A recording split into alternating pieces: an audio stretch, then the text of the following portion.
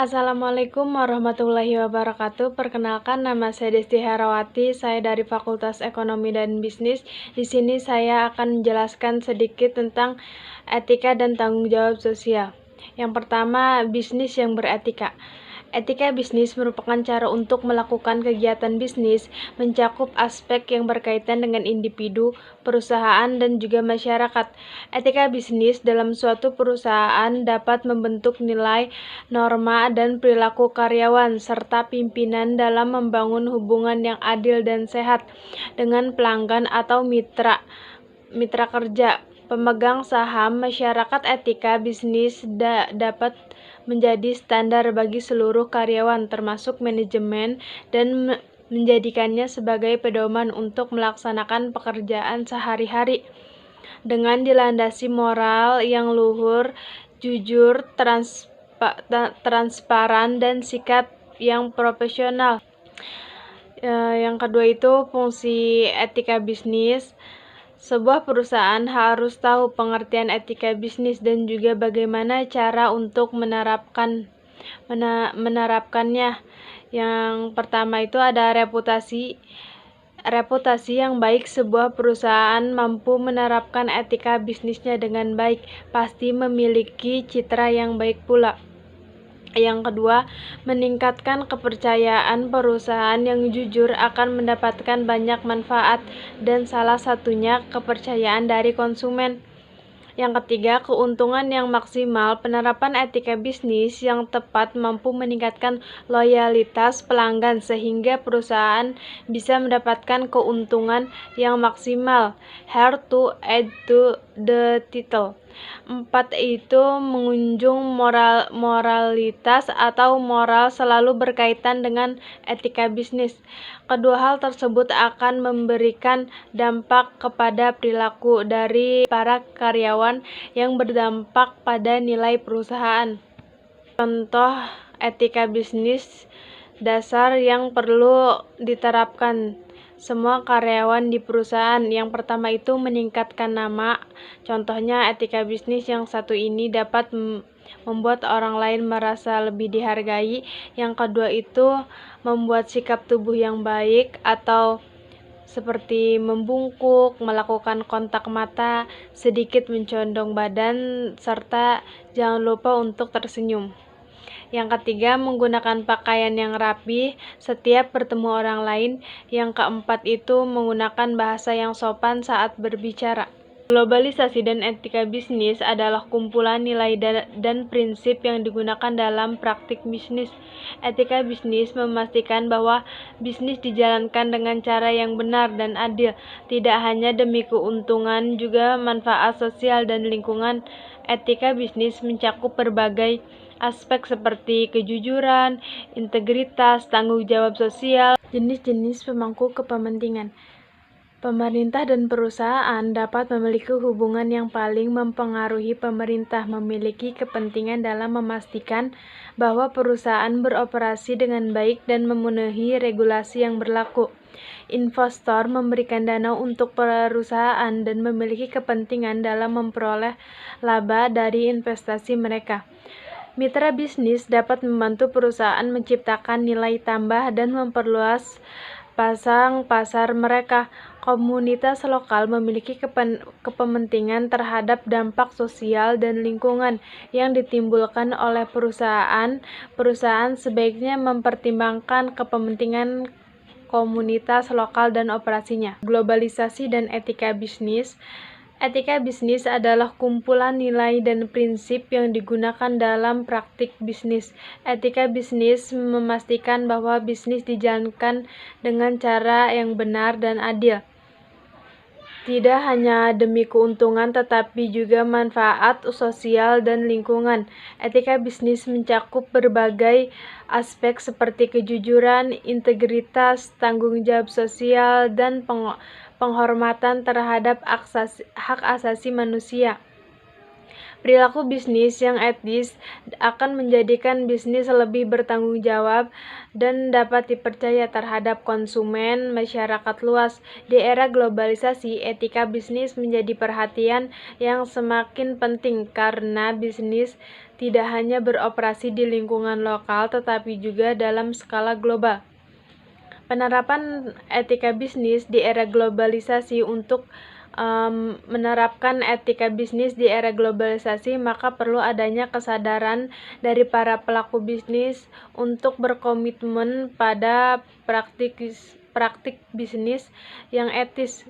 Berikut beberapa hal yang dapat dilakukan untuk menerapkan etika bisnis di era globalisasi. Yang pertama itu memahami keberagaman budaya dan nilai. Yang kedua itu menjaga integritas dan kejujuran. Yang ketiga itu garis tanggung jawab sosial. Teori-teori etika dan referensinya. Pengertian etika. Istilah etika atau etike berasal dari bahasa Yunani yang berarti perilaku seseorang, adat istiadat atau kebiasaan, perasaan batin, watak, serta kecenderungan hati untuk melakukan suatu perbuatan. Selain itu, istilah etika juga dipahami sebagai kajian tentang tingkah laku manusia, tentang apa itu baik atau buruknya, benar atau salah, sengaja atau tidak. Berikut teori-teori etika. Yang pertama itu ada teori teologi atau pendekatan teori teologi. Istilah teologi berasal dari bahasa Yunani atau telos yang berarti tujuan. Teori ini menyatakan bahwa baik atau buruknya suatu perbuatan itu tergantung pada tujuan yang dicapainya. Suatu perbuatan yang memang baik tetapi tidak menghasilkan suatu yang bermakna. Utilitarisme dapat diringkas sebagai berikut. Yang pertama itu ada tindakan harus dinilai benar atau salahnya dan konsekuensinya atau akibat, tujuan atau hasil. Yang kedua itu ada parameter untuk mengukur akibat suatu tindakan adalah jumlah orang yang merasakan manfaatnya, kesejahteraan orang yang sama pentingnya. Yang ketiga itu ada egoisme atau etis. Egoisme atau etis diartikan sebagai suatu pandangan bahwa seseorang harus mengejar kepentingan diri mereka sendiri. Ada pokok-pokok pandangan egoisme atau etis. Yang pertama itu egoisme etis tidak mengatakan bahwa orang membela kepentingannya sendiri maupun kepentingan orang lain. Yang kedua itu ada egoisme etis yang berkeyakinan satu-satunya tugas adalah suatu untuk membela kepentingan diri. Yang ketiga itu egoisme etis tidak mengatakan bahwa kita harus menghindari tindakan menolong orang lain. Lalu ada referensi. Setiap orang lahir dan dibesarkan dalam suatu lingkungan, keluarga, dan masyarakat dengan tradisi dan nilai ajaran-ajaran moral tertentu. Lebih dari lingkungan masyarakat yang menganut paham kolektismenya, tradisi, nilai, dan ajaran-ajaran moral tersebut sering diterima begitu saja sebagai warisan nenek moyang yang tidak perlu dan bahkan tidak boleh dipertanyakan. Lalu ada tanggung jawab sosial perusahaan dan audit kinerja sosial. Pengertian audit bertanggung jawab sosial merupakan suatu proses di mana organisasi dapat menentukan kewajaran kinerja sosial, melaporkan dan mengembangkan kinerja. Audit mempertanggung jawab sosial, mengukur dampak sosial dan perilaku relasi perusahaan. Audit bertanggung jawab sosial diharapkan dapat dipergunakan untuk menilai dampak sosial dari kegiatan perusahaan, mengukur efektivitas program perusahaan yang bersifat sosial dan melaporkan sampai seberapa jauh perusahaan memenuhi tanggung jawab sosialnya. Lalu ada keuntungan audit bertanggung jawab.